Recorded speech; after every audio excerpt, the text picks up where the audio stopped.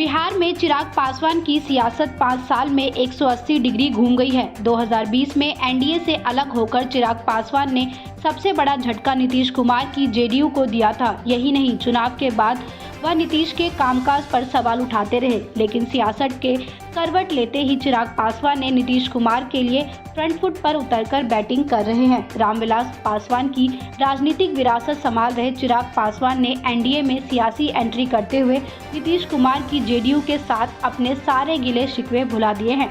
NDA के तहत चिराग 2025 के चुनाव में 29 विधानसभा सीटों पर चुनाव लड़ रहे हैं, तो जेडीयू और बीजेपी 101 सीट पर उम्मीदवार उतारे हैं।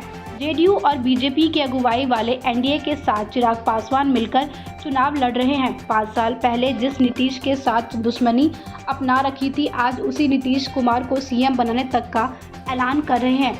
ऐसे में अब सवाल ये उठता है कि चिराग 2025 चुनाव में नीतीश का घर कितना रोशन कर पाएंगे। बता दें कि 2020 के बिहार विधानसभा चुनाव में चिराग पासवान ने एनडीए से अलग होकर अकेले किस्मत आजमाई थी। चिराग ने बिहार की 135 सीटों पर अपनी पार्टी के उम्मीदवार उतारे थे, जिसमें जेडीयू कोटे वाली सीटों पर भी एलजेपी के कैंडिडेट मैदान में थे। चिराग ने बीजेपी के तमाम नेताओं को भी टिकट दे दिया था। चिराग पासवान की एलजेपी ने भले ही सिर्फ एक सीट पर जीत हासिल की थी, लेकिन नीतीश कुमार की जेडीयू का सियासी खेल बिगाड़ दिया था।